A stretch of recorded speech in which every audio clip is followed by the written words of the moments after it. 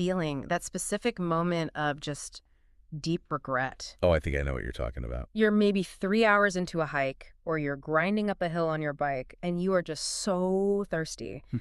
You reach for that drinking tube, you bite down, take this huge sip of water, and it's warm. And the temperature is the least of your worries. Oh, I know. It's warm, but it also has that distinct flavor. Yep. It tastes like plastic, sure, but there's this underlying note of swamp. Swamped is a good word for it. And then your brain just starts spinning, right? You're thinking, when was the last time I actually scrubbed this bladder out with that little pipe cleaner brush? And the answer is usually, I have no idea. I have no idea. Or you did clean it, but you missed a spot. You missed a corner, and now you're basically drinking from a portable biology experiment you're carrying on your back. Exactly. It's this universal struggle for anyone who likes being outdoors.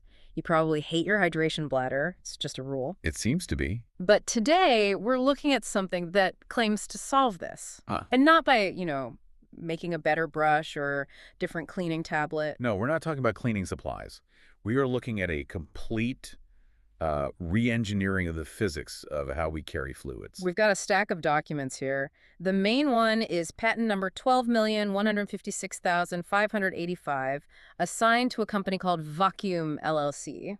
And we also have some of the marketing material for their product, the hydratetube. And on the surface, if you just look at the diagram, it looks like a straw. It looks incredibly simple. Yeah. But when you dig into the patent claims, which we have, this is really an evolution in what I would call sanitary engineering. And that's the mission for this deep dive. Yeah. We want to understand how this one specific piece of hardware, this hydraulic check valve, takes something we usually treat as garbage, a disposable water bottle, and turns it into a high-performance hydration system. Maybe more importantly, how it stops that biology. How it stops the thing that makes traditional bladders so gross in the first place. Right. Because that gross factor isn't just an annoyance.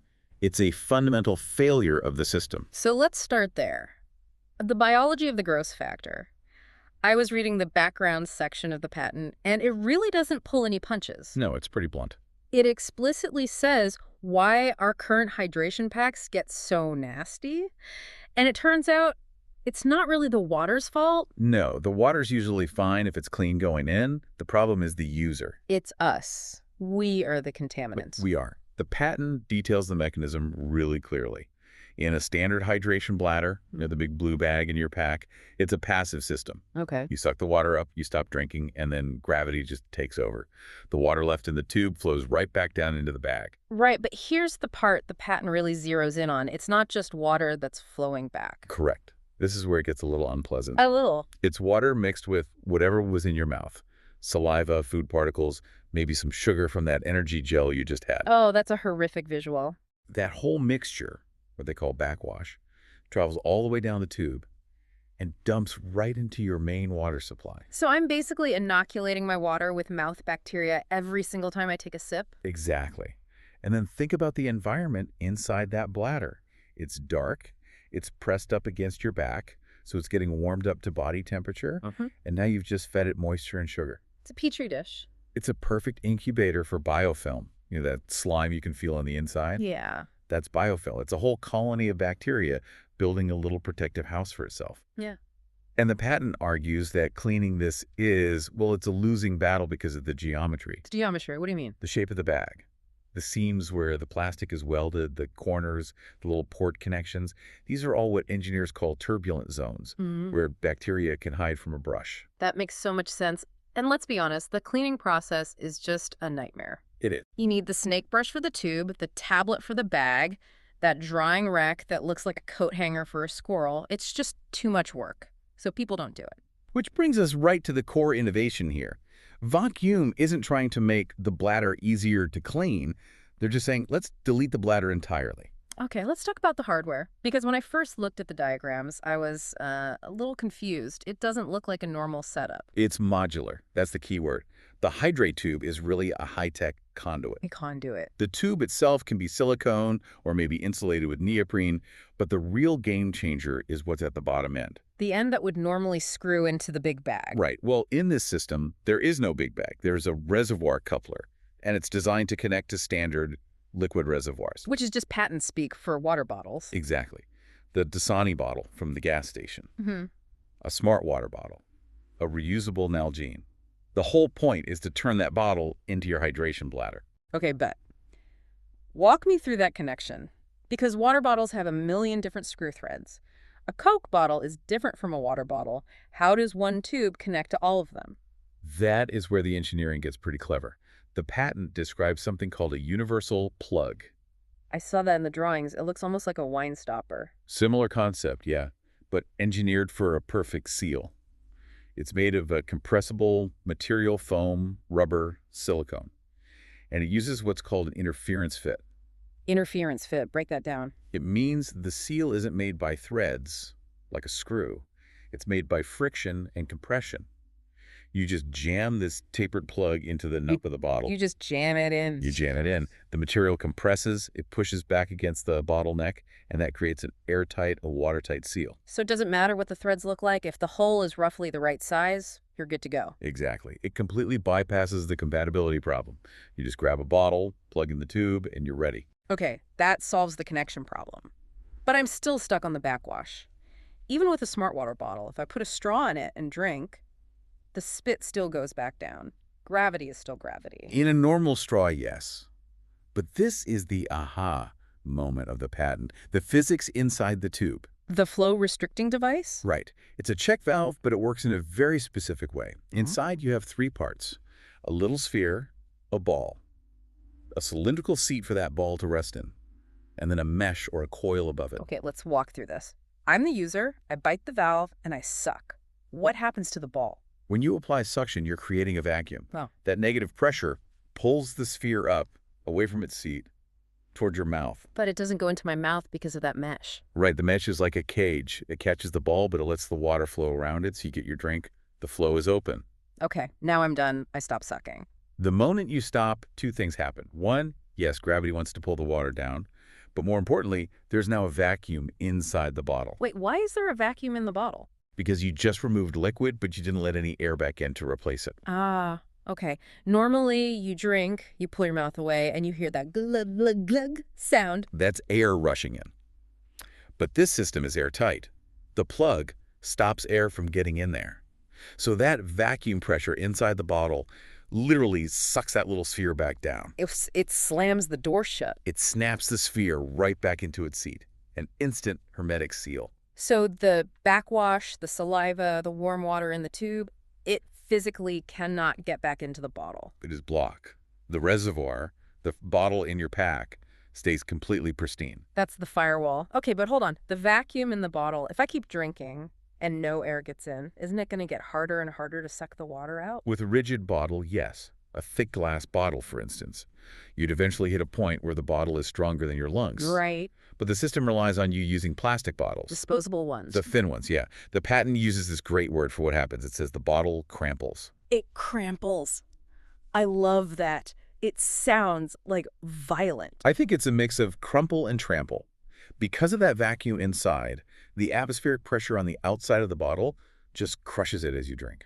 So while I'm hiking, the bottle in my pack is literally imploding on itself. Yes. And this solves another huge annoyance with traditional bladders. A 3-liter bladder takes up 3 liters of space, whether it's full of water or just full of air. Right, it just kind of holds its shape. Exactly. But with this, you drink away the bulk. By the end of the hike, you don't have this big empty bag. You have a crushed, flat little puck of plastic. That's why it's like you're vacuum sealing your own trash while you hydrate. That's a perfect way to put it. You're actively compacting your waste. So we have the sanitary seal, the space-saving implosion, but the patent diagrams, I mean, they get pretty wild from there. Oh, They yeah. don't just stop with one bottle and one tube. No, they get into what they call advanced modularity. Once you separate the tube from the bag, you can do some crazy things with connections. Yeah. They talk about using T-couplers. 3-way splitters. Exactly. So imagine this. You've got 2 bottles in your pack. Bottle A is pure water. Bottle B is, say, electrolytes. The blue stuff. The blue stuff. Uh-huh. And we all know the #1 rule. You never, ever put the blue stuff in a real hydration bladder. Never. Because once it's a Gatorade Camelback, it is a Gatorade Camelback forever. The taste never leaves, and the sugar just grows mold. Yeah, it just ruins it. But here, you connect both bottles to a single tube using a T-coupler. And the patent even mentions using little stop switches on the lines. So I can toggle between them. You can toggle, you flip a switch, you get water, you flip another, you get electrolytes. You're basically mixing a cocktail on the fly. But wait, if they're connected to the same tube, what stops the blue stuff from flowing back into my clean water bottle? The check valves, the little spheres. Because there's a one-way seal at the top of each bottle. Fluid can only go up. Oh. It can't go across. The fluids only meet at the junction, and they only travel away from the bottles. So cross-contamination upstream is physically impossible. Correct. Your water bottle stays pure. And when you're done, you just recycle the sticky sports drink bottle, and your tube is still clean. That is incredibly useful. I'm thinking about long bike rides or races where you need both, but you don't want two hoses flapping around. It streamlines the whole thing. But there's another setup in the patent that I think has even bigger implications. Let's call it the base camp scenario. The multi-user setup. Yeah. Imagine a huge reservoir, like a 5-gallon jerry can at a campsite, or a big drum at a marathon aid station. Okay. Typically, you'd have a spigot and everyone lines up with their cups. It's slow, it's messy. Here, you use T-couplers to build a distribution network. Yeah. You could have 5, 10, 20 tubes all coming off that one big drum. But isn't that a hygiene nightmare? If 10 people are all drinking from the same tank, aren't they just swapping spit with the main supply? Not with the check valves. Remember, the valve creates that hard stop. My backwash can't get into the main line. Your backwash can't get into the main line. The main tank stays completely sterile. So it's a one-way street for everyone. Exactly. And the patent mentions quick connect couplers. So you could have your own personal tube. You walk up to the aid station, click your tube into the manifold, get your water, and unclick. No disposable cups, no washing bottles. You just plug into the infrastructure. It treats hydration like a utility, not a packaged good. It's like plugging into a power strip. That's a huge shift for things like disaster relief or even military applications. You can secure a water source and distribute it without risking contamination. It makes the whole system scalable. Add users, remove users, switch out the tank, all without really disrupting anything. Okay, speaking of switching things out, let's talk maintenance. We started this whole thing complaining about cleaning. The Sunday night scrub. How does this system handle that? Well, first and foremost, there's no bag to scrub. That's the biggest win. If you're using disposable bottles, you just recycle them. And the tube. You still have to clean the tube. You do. But the source text uses a specific phrase I like. Power soap and water. Power soap. It's describing the mechanics of cleaning a straight line. Since it's just a tube, no corners or seams, you can just flush soapy water through it under pressure. The velocity of the water cleans it because there are no dead zones for bacteria to hide. It's laminar flow cleaning. Just blast it through and you're done. Basically, yeah. And for backcountry use, the hydratetube Pro model is filter ready. What does that mean, filter ready? It means the couplers are designed to let you snap an inline water filter right into the tube. Oh, that's clever. So you run out of water, you can fill your bottle from a dirty stream, snap the filter in, and you're drinking safe water instantly. And the dirty stream water is contained in the disposable bottle, which you just recycle later. It never touches your expensive reusable gear. It completely decouples storage from delivery. That really is the philosophical shift here, decoupling. Yes. There was one last piece of tech in the patent that felt very future. The liquid metering device. Ah, the smart tube. But this thing has Bluetooth. The patent describes a little component in the tube that measures fluid flow. It tracks exactly how many ounces you drink and sends that data to your phone. Okay, play devil's advocate. Why do I need my phone to tell me I drank water? I was there. I know I drank it. For a casual hiker, you probably don't. It's overkill. But think about a marathon runner or a pro cyclist. They have very specific hydration targets. Right, like 20 ounces per hour or you're done. Exactly. If they fall behind, they bonk. They hit the wall. This device could alert them, hey, you're 4 ounces behind schedule. I'm also thinking of that scout troop again, the Scoutmaster. Exactly. You're in charge of a bunch of kids in the desert who are terrible at hydrating. You can just look at an iPad and see, okay, Jimmy hasn't had a sip in 2 hours. Jimmy needs to drink. It's telemetry for your body. It turns a biological need into a manageable data point. So let's zoom out. We've gone from a funky, moldy bag we all hate cleaning to this modular, vacuum-sealed system that crushes its own trash, mixes drinks, serves a platoon, and texts you when you're thirsty. It's a pretty comprehensive overhaul of a very simple idea. What strikes me the most, though, is how it changes our relationship with trash. How so? Well, in the outdoor world, the mantra is reusable is king, buy the $50 bladder, keep it for 10 years.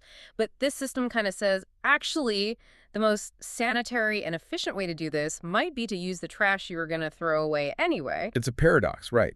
It uses a disposable item, the plastic bottle, to create a more sustainable system. Explain that. Well, think about it.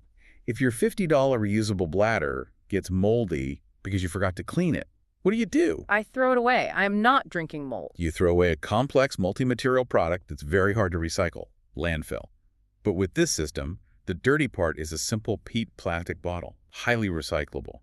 The expensive part, the tube, the valve, that stays clean and lasts forever. So it's the razor and blades model, but in reverse. You keep the blade and toss the handle. In a way, yeah. It really challenges us to ask a question. Is the smartest gear the stuff that tries to last forever? Or is it the stuff that adapts to the waste stream we already have? It definitely makes me look at that empty Smart Water bottle in my recycling bin a little differently. I don't see trash anymore. I see a vacuum chamber waiting to happen. And for anyone who's ever grimaced at the taste of warm, swampy backwash at mile 10, that vacuum chamber looks pretty good. No more funk, just physics. I think I can get on board with that. It certainly makes a hike taste a lot better. Well, that wraps up our look at patent 12,156,585. Next time you're out on the trail, maybe take a look at your hydration setup. Is it working for you, or is it a biology experiment on your back? A question worth asking. Thanks for listening to this deep dive. Stay hydrated, stay curious, and we'll catch you on the next one.